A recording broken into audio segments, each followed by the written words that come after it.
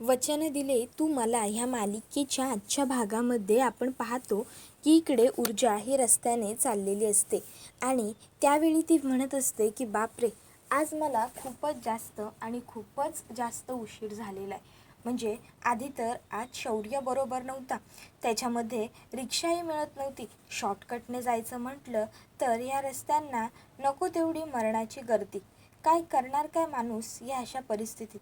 नुसती गर्दी रस्त्याला, सगळीकडे पाणी चिखल, सगळीकडे वाटच लागली आहे म्हणायला काही हरकत नाही. त्यावेळी मग आता ऊर्जा ही पटकन मागे वळून बघते. ऊर्जाला असं वाटत असतं सतत राहून राहून की कोणीतरी तिचा पाठलाग करतं. आता ती व्यक्ती कोण आहे हे ऊर्जालाही ठाऊक नसतं आणि ते तिला कळतही नसतं. मग ऊर्जा आता पुढे पुढे चाललेली असताना मागे वळून पाहते, पण तिला कोणीही दिसत नाही.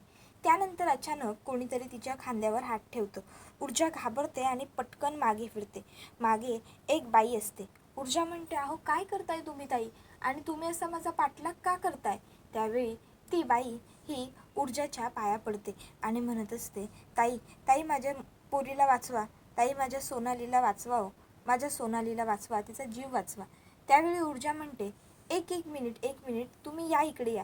अहो काय करताय तुम्ही, असं पाया कशाला पडताय? उठा उठा बरं तुम्ही, आणि काय झालंय मला शांतपणे सांगा. आणि जीव वाचवा म्हणजे काय झालंय काय?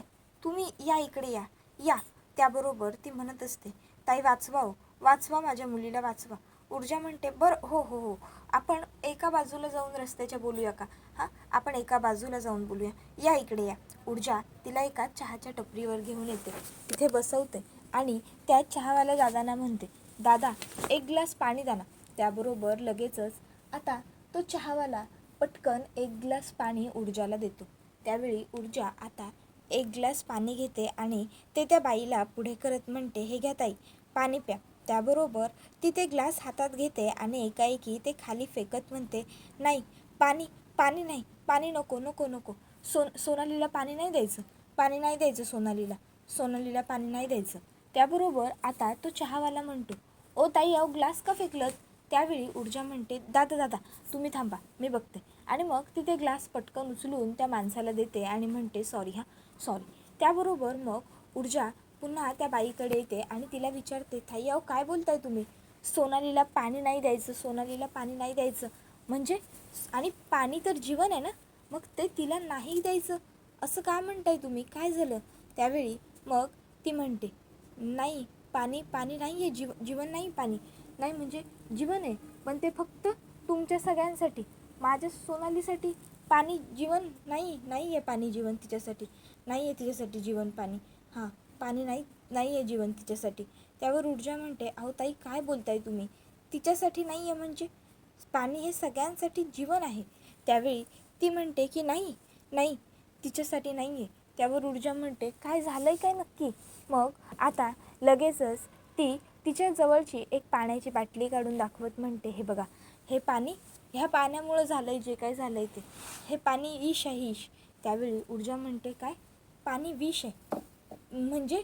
त्यावेळी मग आता ती लगेचच ऊर्जाला म्हणते की हे बघा की तुम्ही बघा, ह्या विषामुळंच माझ्या सोनालीची अवस्था वाईट झाली. आणि मग आता ती सांगू लागते की कशा सोनालीच्या दोन्ही किडन्या फेल झाल्या. ती ऊर्जाला सोनालीची फाईल देते. ऊर्जा ती फाईल बघते आणि थक्कच होते. ती म्हणते, बाप रे, सोनालीच्या दोन्ही किडन्या फेल झाल्यात? त्याबरोबर ती म्हणते, होय ताई, माझ्या पोरीच्या दोन्ही किडन्या फेल झाल्यात आणि त्याला जबाबदार आहे हे बघा. त्यावेळी ऊर्जा म्हणते, हे पाणी म्हणजे नेमकं काय आहे हे सगळं प्रकरण? त्यावेळी ती बाई सांगू लागते, ताई अहो काय सांगू तुम्हाला, आमच्या वस्तीत जे पाणी येतं ना, ते आम्ही आकडा टाकून घेतलेला आहे. म्हणजे आम्ही दुसऱ्याच्या लाईनमधून लाईन घेतलेली आहे. तर तिथं कुणीतरी आमच्या पाण्याबरोबर रसायनाचं, केमिकलचं, कंपनीचं पाणी सोडतं. त्यावेळी ऊर्जा म्हणते, पण तुम्ही तसं पाणी का घेता? तुम्ही व्यवस्थित तुमची वेगळी लाईन घेऊन पाणी का घेत नाही? त्याबरोबर मग आता ती म्हणत असते, ताई आम्ही झोपडपट्टीत राहणारी माणसं, आम्ही जगलो काय मेलो काय कोणाला काय फरक पडतो? अहो किड्या मुंग्यांसारखी अवस्था आमची. आमच्यानी कुणाला काय बी घेणं देणं नसतं. म्हणून म्हणून आम्हाला काय फरक पडतो आम्ही कुठून बी पाणी घेतलं तरी. म्हणून आम्ही तिथून पाणी घ्यायला सुरुवात केली.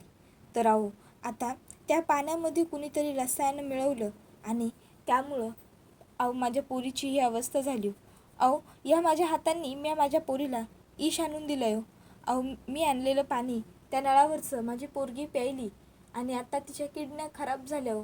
किडन्या खराब झाल्या. या सगळ्याला मी दोषी. माझ्यामुळं माझ्या पोरीच्या किडन्या गेल्या हो कायमच्या. त्यावेळी ऊर्जा तिला म्हणते, ताई ताई ताई हे बघा, शांत व्हा, रडू नका. तुमच्यामुळे काहीही झालेलं नाही आहे. तुमच्यामुळे तुमच्या मुलीला कसा त्रास होईल. कोणत्या आईला असं वाटेल आपल्यामुळे आपल्या मुलीचं नुकसान व्हावं. कोणत्याच आईला नाही वाटणार. हां, पहिली गोष्ट मला एक महत्त्वाची सांगा, ते म्हणजे हे रसायन वगैरे पाण्याचं हे सगळं तुम्हाला कधी कळलं, म्हणजे कुठल्या ठिकाणी आहे हे सगळं. त्यावेळी ती आता गप्पच बसते. ऊर्जा म्हणते, ताई बोला ना, मी तुमच्याबरोबर बोलते. हे रसायनाचं पाणी तुमच्याकडे कुठून येतं, तुम्हाला काय माहिती आहे याच्याबद्दल. त्यावेळी ती म्हणते, ताई त्यावर ऊर्जा म्हणते, हां सांगा, जे असेल ते खरं सांगा, कुठून येतं हे रसायनयुक्त पाणी. त्यावेळी मग ती म्हणते, ताई खरं सांगायचं तर ते मला बी ठाव नाही बघा. त्यावर ऊर्जा म्हणते, काय माहीत नाही म्हणजे? तुमच्या वस्तीत पाणी कुठून येतं हे माहिती असेल ना तुम्हाला. त्यावेळी ती म्हणते, ताई हे रसायनाचं पाणी कोण सोडतंय की नाही आमच्या वस्तीत हे काही कळतच नाही बघा. म्हणजे आमच्यापर्यंत ह्या गोष्टी कोणी पोहोचूच देत नाही आहे. म्हणून मला ठावच नाही हो की आमच्या इथं ते रसायनयुक्त पाणी येतच कुठून. त्यावेळी ऊर्जा म्हणते, बरं ठीक आहे, पण मला एक गोष्ट सांगा ताई, हा त्रास जसा सोनालीला झाला तसा इतरही कोणाला तरी झाला असेलच ना, की फक्त सोनाली ही पहिली मुलगी आहे ह्या सर्व त्रासाची शिकार झालेली. त्यावर ती म्हणते, नाही नाही ताई, अशी कितीतरी लोक आहेत ज्यांना ह्या पाण्यामुळं त्रास झाला आहे. आमच्या वस्तीत तर प्रत्येक 2 घरं सोडली की ह्या असलंच काहीतरी आहे. खूप दयनीय, खूप वाईट अवस्था आहे बघा.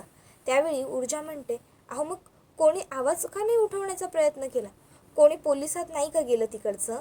त्यावेळी ती म्हणते, ज्याने कुणी आवाज उठवण्याचा प्रयत्न केला ताई, त्याचा आवाज कायमचा बंद केला जाईल हे माहिती आहे लोकांसनी. त्यामुळं लोक आवाज उठवायला जातच नाही हो. ज्यानं कुणं बोलण्याचा प्रयत्न केला ना, त्याला तो कायमचा संपवून टाकणार अशी दहशत झाली आहे. त्यामुळं लोक गप्प बसतात ताई. पण आता माझ्या सोनालीला न्याय मिळायला हवा. धावण्या पळण्याच्या खेळण्याच्या वयात माझं लेकरू अंथरुणाला खेळू नये. किती बी ठरवलं ना तिच्यासमोर डोळ्यातनं पाणी नाही काढायचं, तिच्यासमोर डोळ्यातनं टिपूस नाही काढायचा, तरी शेवटी डोळ्यातलं पाणी तुटायचं राहतं का नाही हो. स्वतःच्या पोटच्या लेकीची ही अवस्था बघताना खूप खूप तिळतिळ जीव तुटतो. खूप त्रास होतो. त्यावेळी ऊर्जा तिला म्हणते, हे बघा, प्लीज तुम्ही शांत व्हा आणि रडू नका.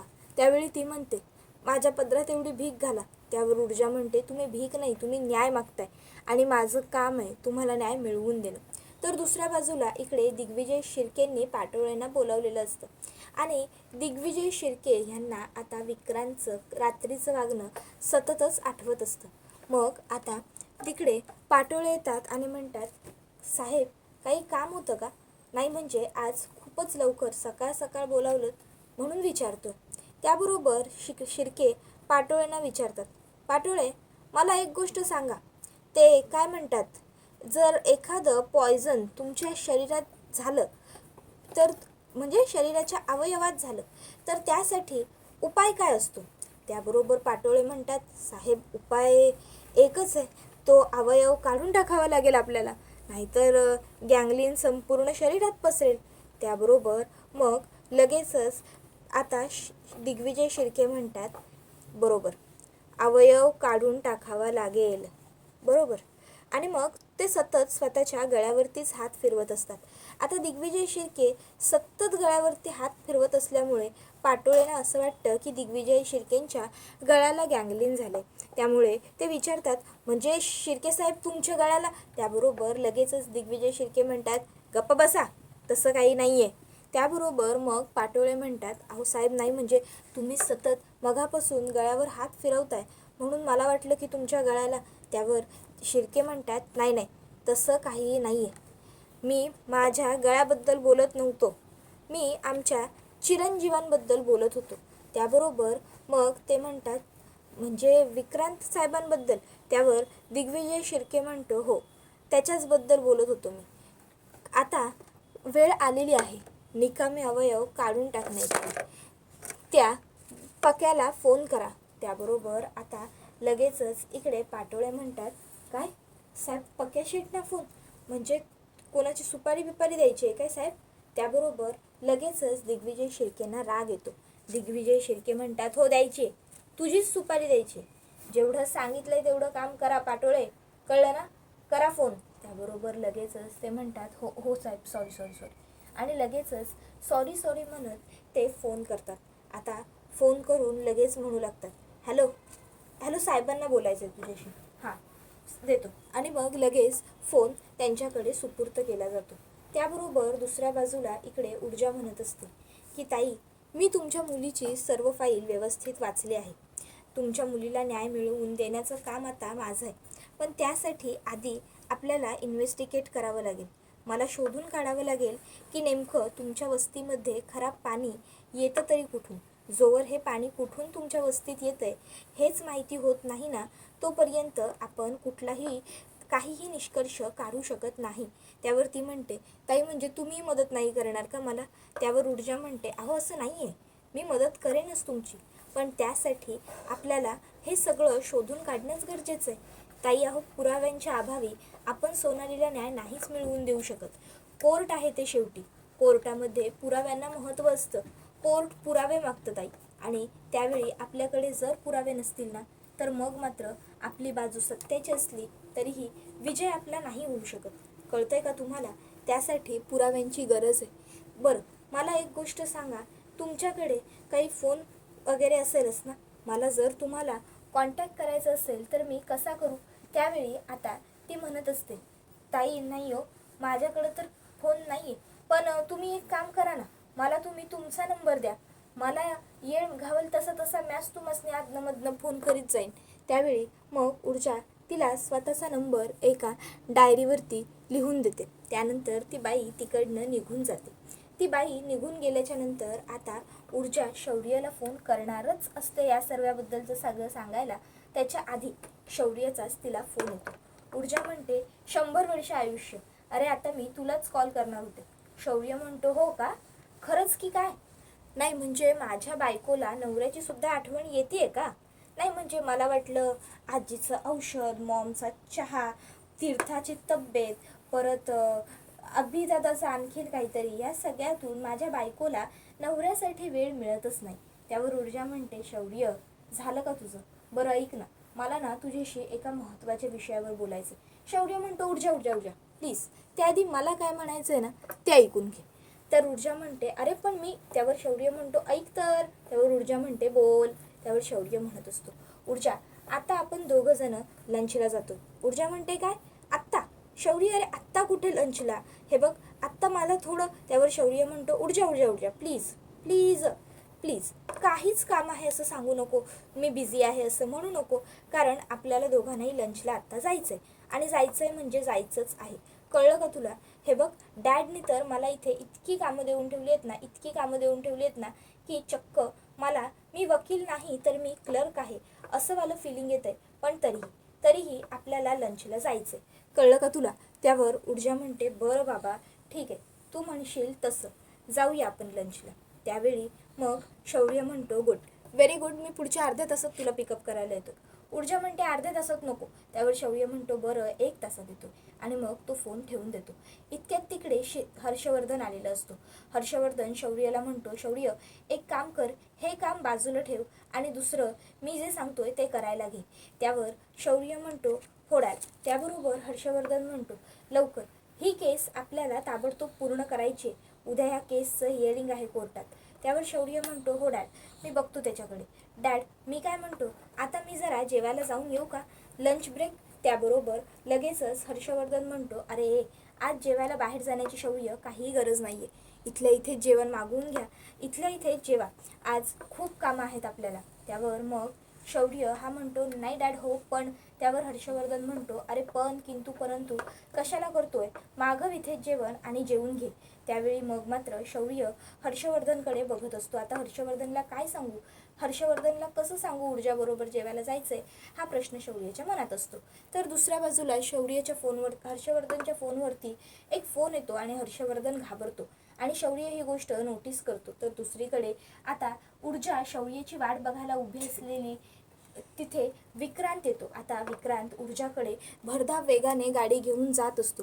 त्यावेळी ऊर्जा आता घाबरते.